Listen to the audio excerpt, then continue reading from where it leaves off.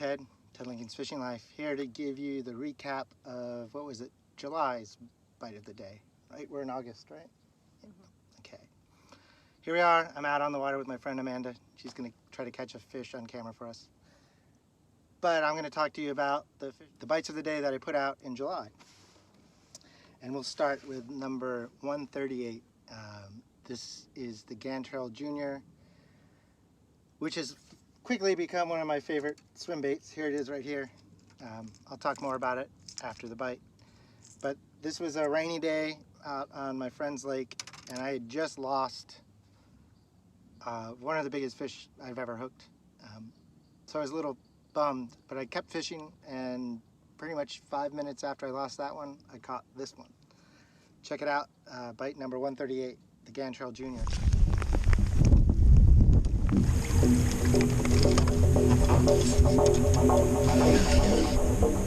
That's pretty good too.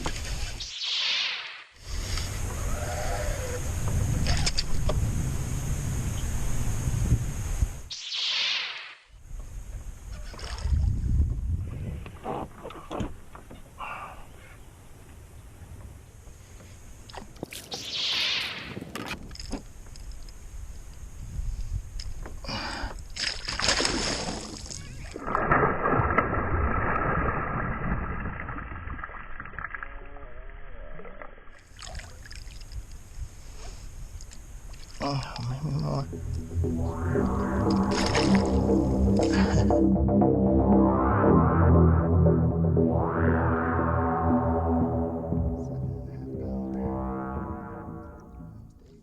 So yeah, before I go into the description of the Gantarel and my tackle rod and reel I used, why don't you watch the one that got away clip. This is chapter 4. It's also another playlist on my channel. This is the fish I lost right before I caught that fish, which the fish I did catch was a lot smaller than the one I lost, and it was 7.5 pounds. So check this out, chapter 4 of the one that got away.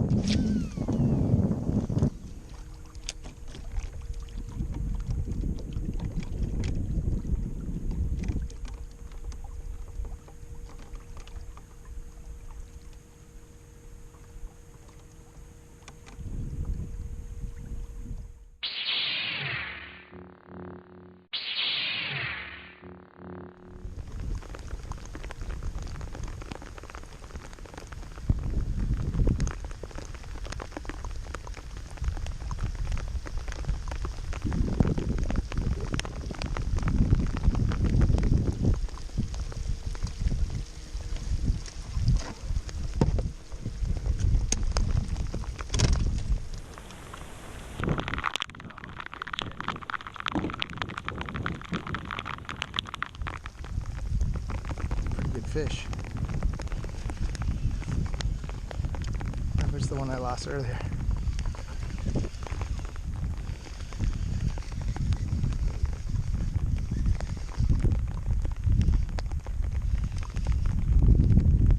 No, that's a big fish. Oh!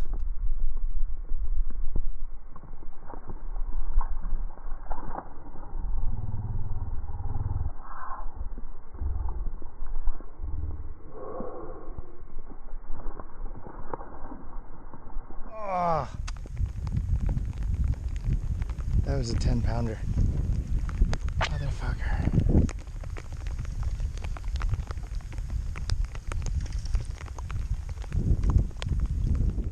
Well, that definitely proves the power of the bluegill Gantarel Jr. swim bait.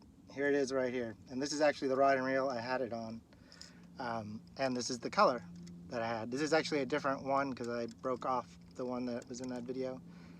But actually this color is currently on sale on Amazon. I'll leave a link. Only this color for some reason. It's the Magic Gill, I think. It's one of the bluegill colors, obviously. So this is just a little smaller than the Gantarel itself. That's why it's the Junior. I took the stock hooks off and put on some Owner ST36 trebles, and I believe those are size 1, maybe? I don't remember what size they are, but they come with a feathered treble hook that's pretty sharp, but it seemed pretty soft. I actually bent one out got caught on like an underwater something, probably a tree limb, and definitely bent the hook. So that was the first day I had it, and so I got home, switched out the split rings with Spro, and then added the owner hooks.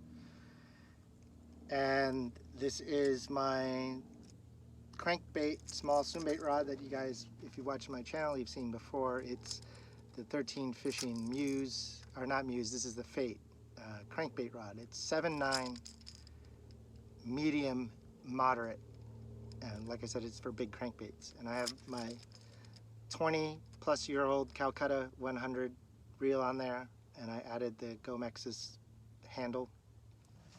I find this handle is awesome on the baits, like big swim baits and crankbaits, especially with this glide baits where you're using the reel to create the action, not the rod. The smoother knob with the bearings and the longer handle gives you more leverage. It just makes for a better, easier to turn the reel to get the action you want.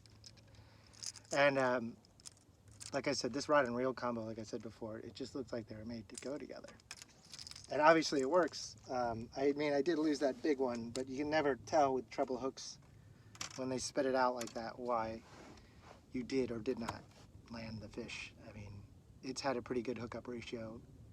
It's actually going to reappear in this list shortly.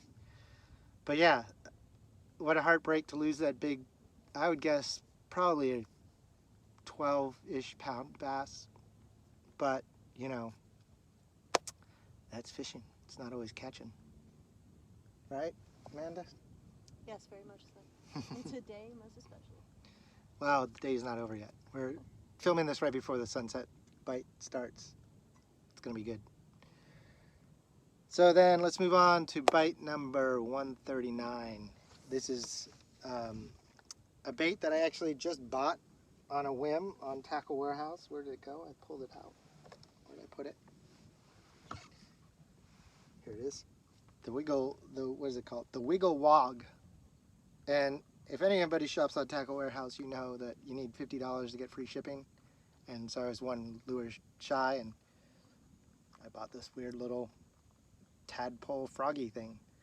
And I forgot I had it. And then I tied it on. But before I go more into it, check out the bite, number 139, the Wiggle Wog in some lily pads.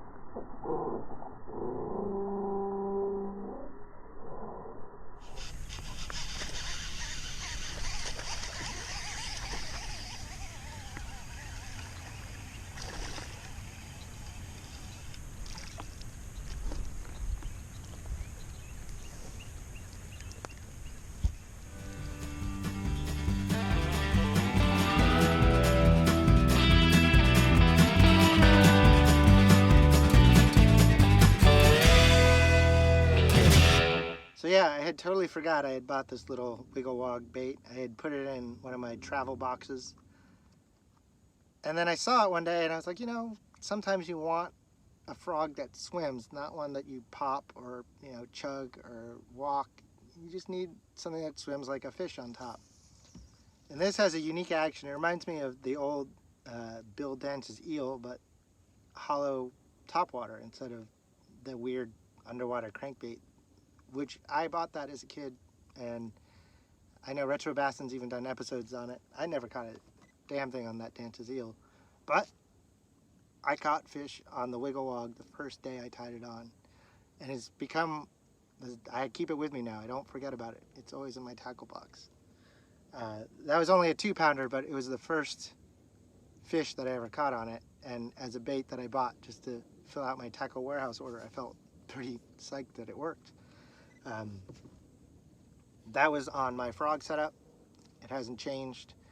It's my dedicated frog setup. It's my SLX 8-2-1 reel, the standard SLX, with an SLX heavy, fast extra fast 7.2 rod with 50-pound Berkeley X9 braid, straight braid. I have my 13 fishing trash panda on there right now because we're fishing in heavy pads. This will be in a video that's coming out soon, actually. Like I've said before, if you're going to have any dedicated rods and reels in Florida, your frog and your punching setups are like the first I'd get. I mean, it's nice to have a crankbait setup, it's nice to have a topwater setup, and you know, it's great to have general purpose rods. But to fish this type of frog properly, you really need the right tackle to make it work. And the Wiggle Wog's a little bit lighter than the average frog, so you'd probably get away with spinning gear or even a medium heavy casting setup with like 30-pound braid. But since I have the dedicated frog setup, that's just what I usually use. So that's bite number 139, my first fish on the little Wiggle Wog weird tadpole-y thing. Look at this thing. Oh yeah. Is this supposed to be a tadpole? I think so. Nice. It's cool. It's got a mohawk. Yeah, it's got a mohawk. All right, so that was 139. We're on to 140, and we're back to the Gantarel Jr. I told you he was going to come back up in this Bite of the Day review. I mean, I didn't own any of the Gantarel baits until recently, and I bought both the regular and the junior at the same time after I lost my Buka bullgill and just broke off on a cast one day, and I'd kind of, you know, learned the power of a bluegill swimbait. But this was another fish on the junior, but this is also during a tropical storm, or was that a hurricane? Elsa was a hurricane, wasn't it? Mm-hmm. Hurricane Elsa. I had a friend who had been planning this Florida trip. I was going to meet him down at Lake Russo. We were going to fish Lake Russo and Rainbow River, and of course, he shows up literally the day before the hurricane. So this is the day of the hurricane, and I was basically going out in the water in between the rain bands, and then we'd either hide on the bank or go back to his house during the rain and then go back out. But here, check it out. Bite number 140, Gantarel Jr. on Rainbow River.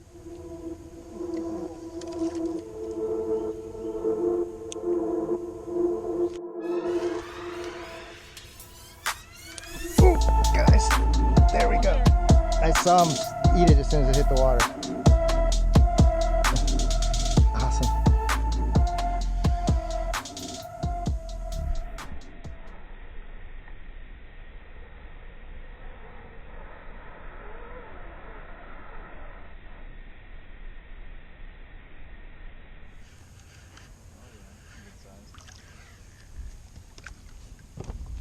A few pounds at least.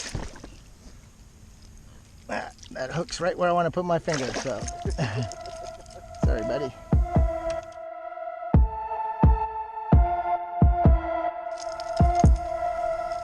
All right, fat girl. Look how fat that one is. Awesome. It worked. So we just talked about this bait, but I'll talk more about the situation.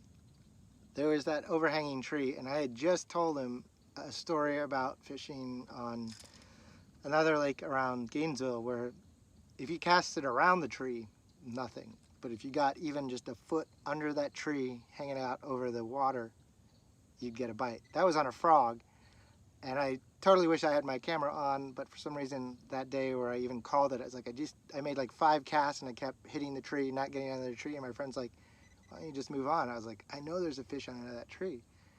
Got it up under there, and my second twitch, I caught, there was like a 4-pounder. And I was like, I knew he was under there. That was the same with this that day. I got this just on the edge of that tree, just under the canopy. And the canopy was like in the water. And I made one reel turn, and that fish nailed it. And like I said, it was a crazy weather day. The fishing was odd because of the hurricane. When you have that much low pressure and wind and stuff, sometimes it's great, sometimes it's bad. It was just so-so that day. We did all right. We didn't do great, we didn't do bad, but it was just a good example of not being scared to throw a treble hook bait up in a tree, beside a tree, not in the tree, hopefully. and it paying off. And it just happened to be the Gantarel Junior. And the nice thing about both of these baits is that they float. And where the line tie is, it causes them to swim down to 2 to 3 feet. So when you throw in around cover, you have a second. You don't have to immediately start reeling. You can let it sit there and, you know, make sure you don't get hung on something. Also nice if you cast and it breaks off, you can maybe go find it. It's kind of hard with this really dark one. That's how I lost the other one I had. I casted it off and I searched for like 15 minutes and I knew it was floating around somewhere, but it was just blending in too well. But yeah, that was also on the same rod and reel as the first video. So, as you know, I'm a big fan. So next up is bite number 141. And this was out with my buddy Justin, and it was raining, and he has just moved back from California, and this is our first fishing trip in Florida together. And it's the same one where he caught his PB that was in last month's bite video. This was just the next day. And I had kept telling him to like throw into the weeds. Don't just keep fishing the edge. And it wasn't until I tied on the Pro Point Lures rat trap and started throwing it into the shallowest water I could reach, as far back as I could reach. And then this fish happened that he understood what I meant. So check it out, bite 141.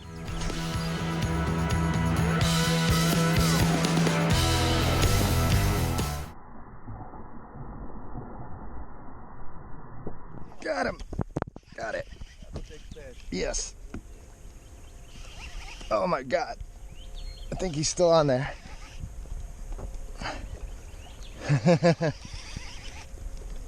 Yeah, I still feel pull.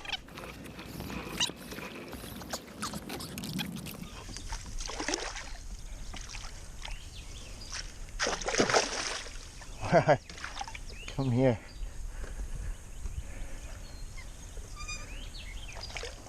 It's not as big as we thought, but still a nice fish. Awesome, man. Woo! That's what I was talking about.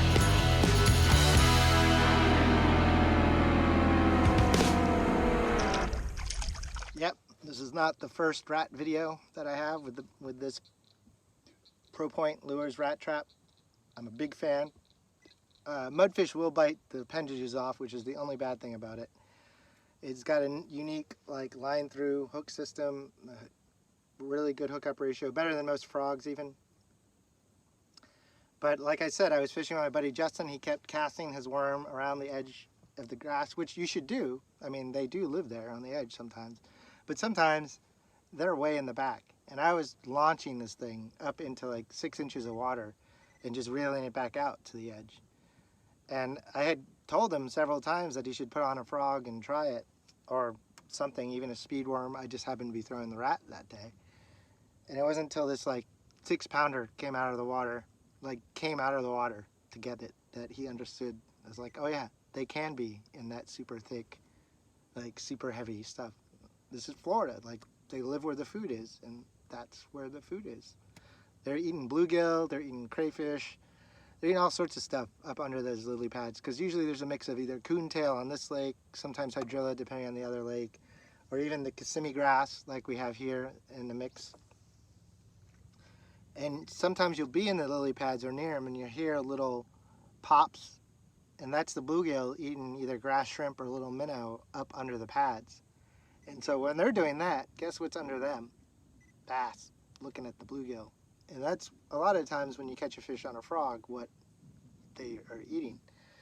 As for throwing a rat bait, bass do eat anything that they can fit in their mouth, including rodents, rats, squirrels. I had a friend tell me the other day a story about watching a squirrel getting eaten on a lake here in Florida. And I've seen them eat birds. I've seen them attack snakes. And I do think they eat more of this stuff than we think. And I don't think that they necessarily think this is a rat. They just think it's one of those things swimming on the surface. Because when they hit these rat baits, it is definitely even harder than when they hit a frog. They're trying to kill it. It's definitely exciting. It's definitely dramatic when they hit these frogs. as you've seen if you watch some of my other bites with this same rat lure.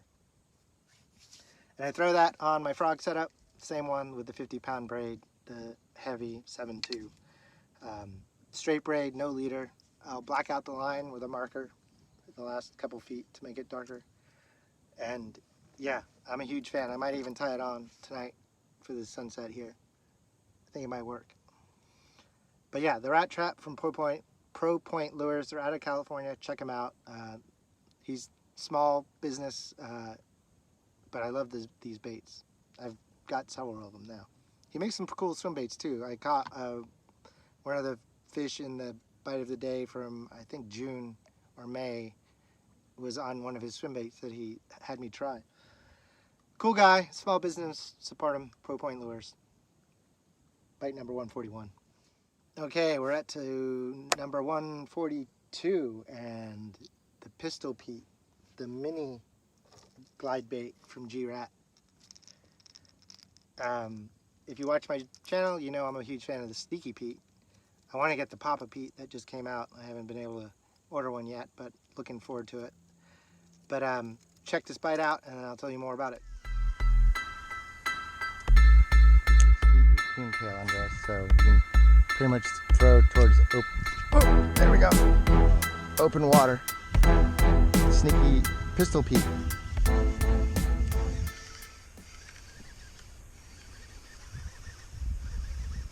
It's not a huge one, but it's not a bad one.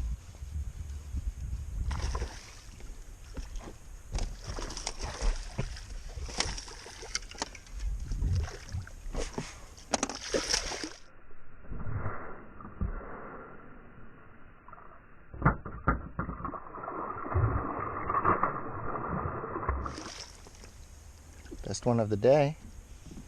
Good one. Fat. Chunky.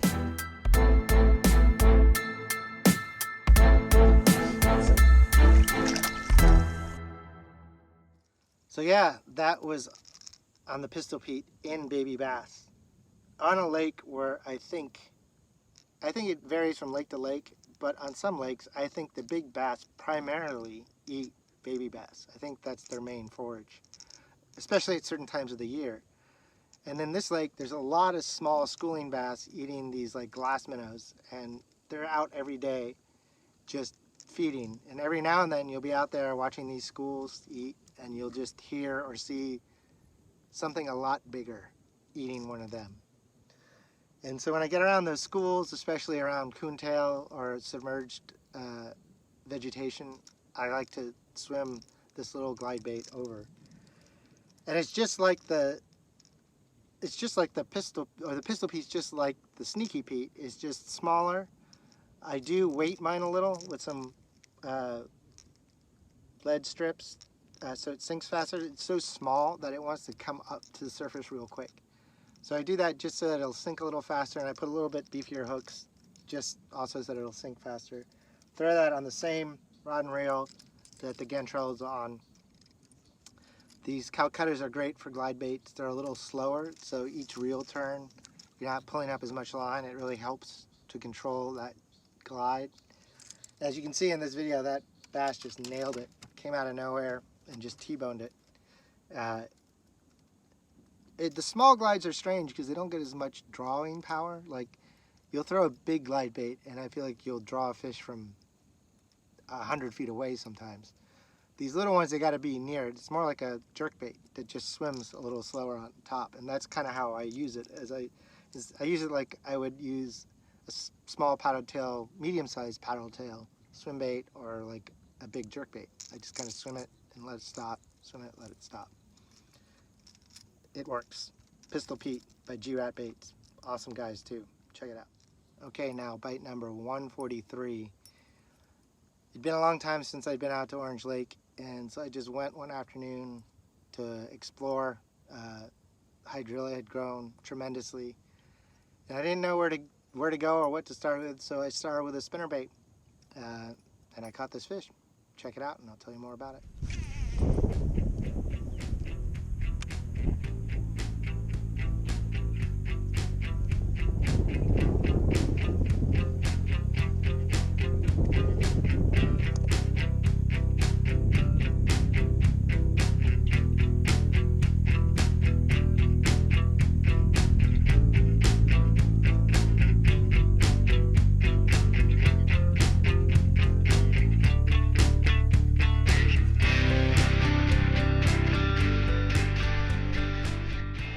right there.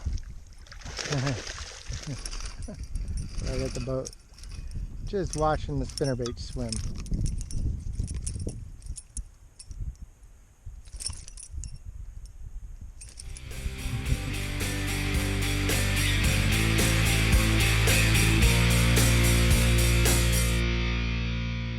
Yeah, so that fish came up right at the boat. I was literally about to pull my lure out of the water when he nailed it.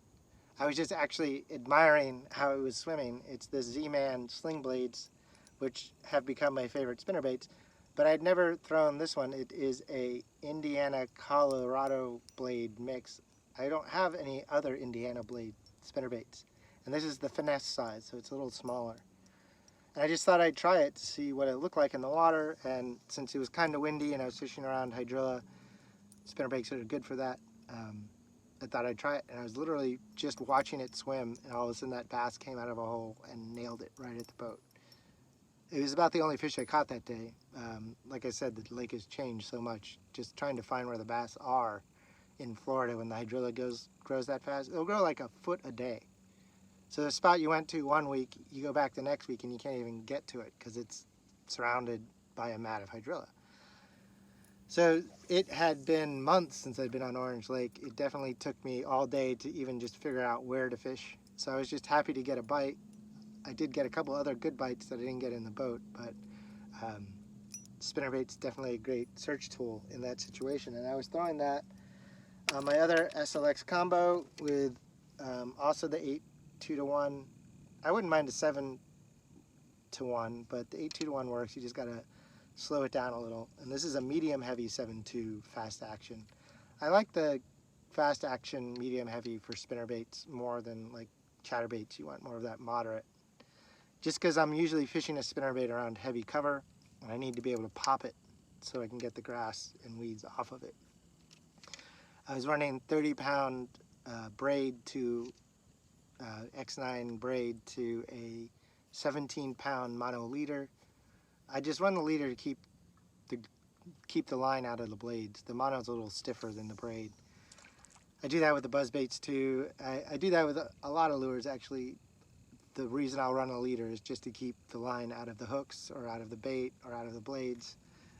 Definitely with spinnerbaits I do that, and my general purpose medium heavy is what I throw almost all my spinnerbaits on.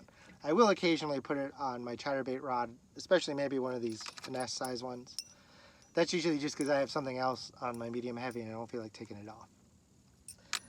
But yeah, so that was fun to catch a fish right at the boat after having, caught anything on Orange Lake or even seen Orange Lake in months. But I'm going to do some more fishing there now that the fall is rolling around and there isn't like 1 or 2 tournaments there every weekend. It's been crazy since the spring. Like every weekend there's at least one tournament out there. And it's just hard to catch fish when they have that much pressure. They're still out there. They still occasionally catch an 8 to 13 pounder during a tournament, but that's like one fish and they won't even catch 5 fish the whole day. But look forward to me trying to figure it out and hopefully putting some more bite videos in there for you. Here we are at bite number 144, the Culprit water dragon. It's basically a lizard. Check out the bite and I'll explain to you my somewhat unorthodox reasons for using a lizard in occasions like this.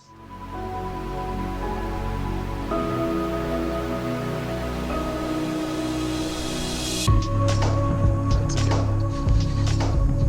Checking my phone, gets picked up by a big one.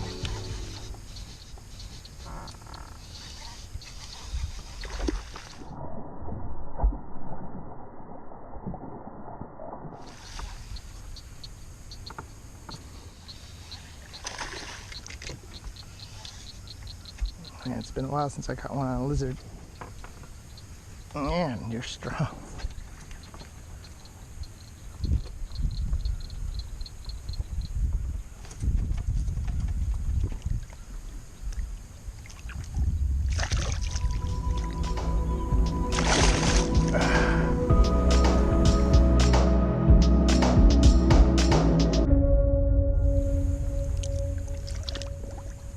So yeah, I'd been fishing that day and they were definitely waiting for that afternoon thunderstorm. I caught a few before, but we had a torrential downpour, and then I went out immediately after. I like hid in the van during the actual downpour. Went out immediately after and immediately tied on a lizard. And it just so happened that I had some more of my Culprit lizards, which I used all of them up that day, so I don't have any to show you because I have to order them. Nobody carries them locally. But I was fishing it on this same medium heavy that this worm is on, which is the same one that I throw the spinnerbait, but no leader. It's just 30-pound straight braid with a screw-in tungsten weight and a Berkeley X9 3/0 or 4/0. I think I was using the 4/0 offset worm hook. So in Florida in the summer we have these afternoon thunderstorms, and the bass move up shallow a lot during these storms because everything goes up to the bank to eat what gets washed into the lake. So the minnows are up there eating the little whatever insects, and then the bluegill are eating the minnows, and then lizards and frogs get, especially after a really strong, like quick thunderstorm, there's stuff in the water that isn't normally there. And that's when I pick up a lizard. Most people only use a lizard during the spawn or like offshore on Carolina rigs. But I'll take a lizard and I'll do two things with it. I'll have it lightly weighted, but I'll fish it in two ways. I'll burn it across the top of the pads, like try to throw it up onto the shore if I can and drag it into the water. And I'll burn it, and it just kind of flutters across the top. And then I'll just kill it and let it drop like you would fish like a speed worm or any kind of worm in heavy cover where you work it across the top and let it drop. But I tried a worm that day. They didn't want it. As soon as I put on that water dragon, like that 5-pounder in this Bite of the Day video, that was maybe my 5th cast I made with it after I put it on. And I had fished that same spot like a few minutes before with a frog and a worm. So sometimes it's just the profile of the bait is something they either want or something they're not sure what it is, so they're going to eat it. Because I'm pretty sure they've seen a worm, and I know they've seen my frog on that lake before. So I ended up using up my entire pack that day. I caught another several 4s, a few 3s before I ran out. I need to place another order. I just haven't had the time or money to place another tackle warehouse order in. Maybe I can get Gary to order them. He's not a big lizard guy, so he never has a huge selection. But after thunderstorms, especially if there's any like flow into the lake, any drainage, any like if you got a drain pipe, that's even better. But like you can see where the water flows in when it is rushing into the lake, and that's where you need to go, and you need to throw a lizard in the summer. Trust me on this one. So now we're at to bite number 145. And this is particularly a long time coming. This is fish on my friend Josh St. John's of JSJ Baits, his trigger trout, which is put out by River to Sea. He sent me one of these baits a long time ago. I mean, I've gotten bit, but I hadn't gotten the fish in the boat. And this time I did. He even hits it a couple times. Check out the bite, and I'll explain to you what the difference was from me getting bit to me catching fish.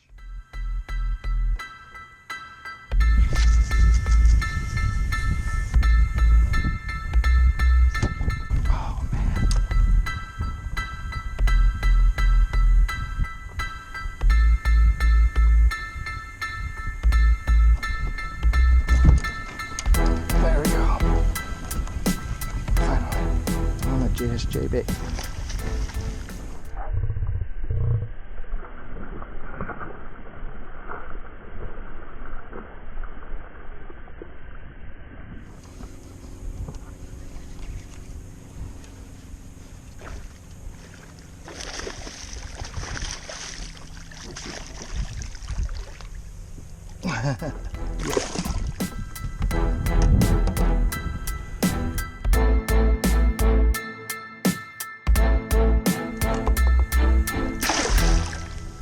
So yeah, that was awesome to catch that fish. In that video, he actually comes back. I think he hits it 3 times. I only mentioned 2 in the video, but he bumped it once, hit it, and then came back and nailed it.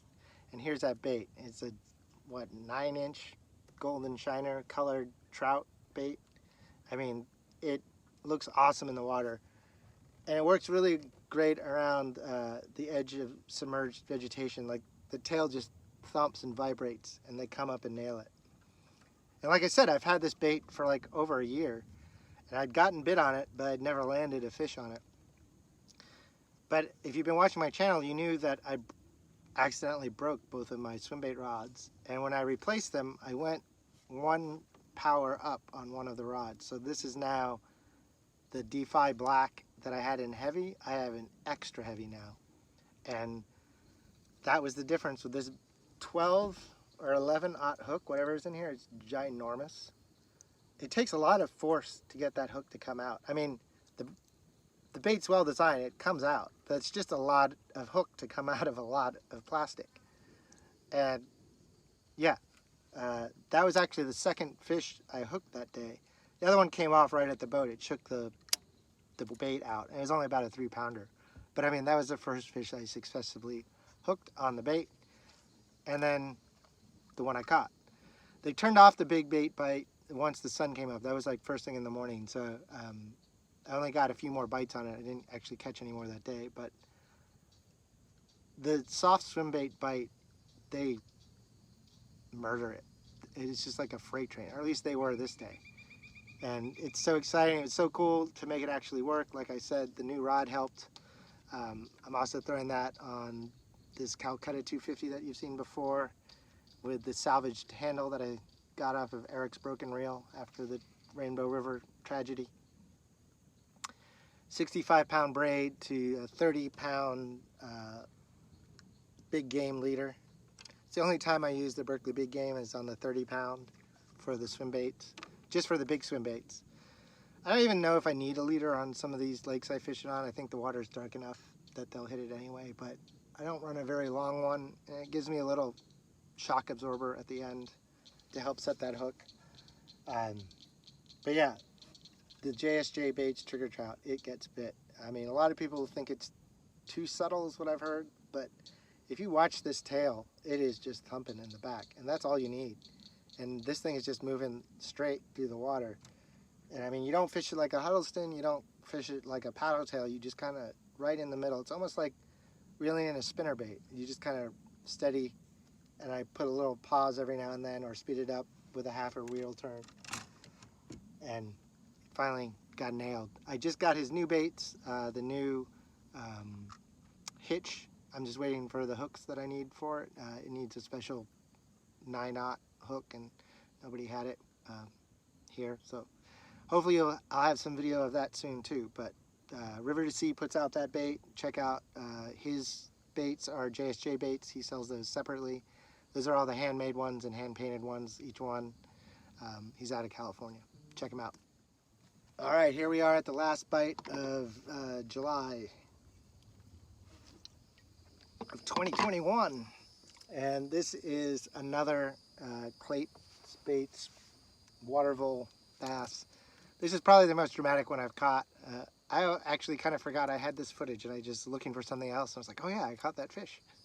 So this is actually from like the month before, but I had to throw it in here. Check it out, and I'll tell you all about it. Look any better.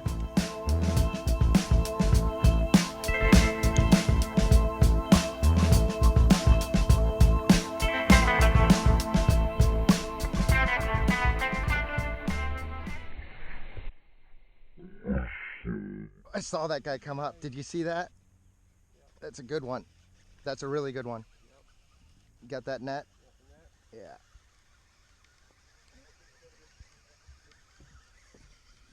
He's coming towards me. Come on. What's he doing? I don't need the net actually. But you got it out. Might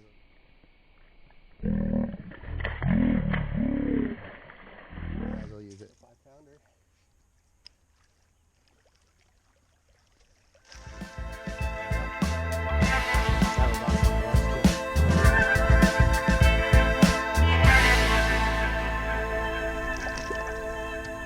So yeah, that fish was in less than a foot of water, and I threw this thing up there. I know it's super shallow, but I know also that there's like that weird man-made like mesh wall right there, and sometimes the fish will hide just off of it and push fish up against it. And so I just threw this thing up there, and as soon as it landed, I saw the wake coming from shallower water out to it. So like, I was only fishing in 1.5 feet, so he was probably in less than 1 foot of water. And I mean, you see that wake bait bite, he just blew up on it. And how fun is it catching something on something that looks like this? I mean, look at this thing, Amanda. Dude, that's crazy. Isn't it cute? Yeah. Is this supposed to be a mouse? It's a water vole. Oh. A vole, like a mouse. Yeah. There it is, water vole by Crankbait.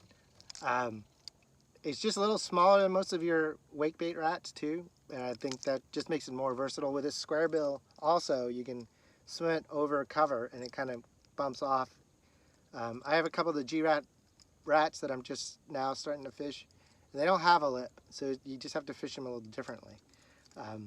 Threw this on my same rod that the Gantarel's on, the heavy crankbait rod, the 7.9, the 50-pound braid, to a 20-pound mono leader, Trilene XL leader.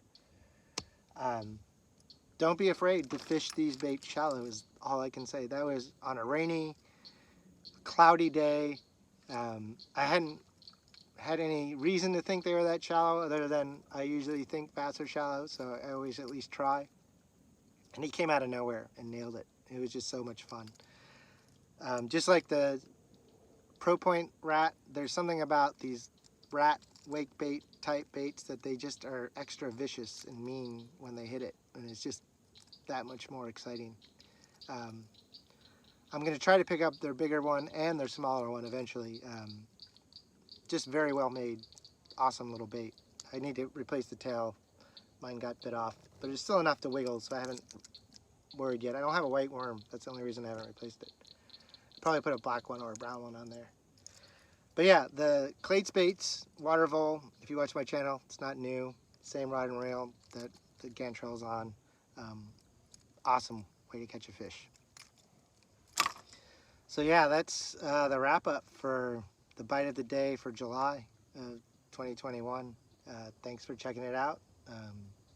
I'm putting out new ones twice a week. I think I missed one in August. There's one Tuesday I missed because I actually drove down, or Friday that I missed because I actually drove down to fish the headwaters for the first time and go peacock bass fishing for the first time. Those videos will be coming out soon too. So stay tuned. Thanks for checking out my channel. I'm Ted from Ted Lickens Fishing Life. I'm out.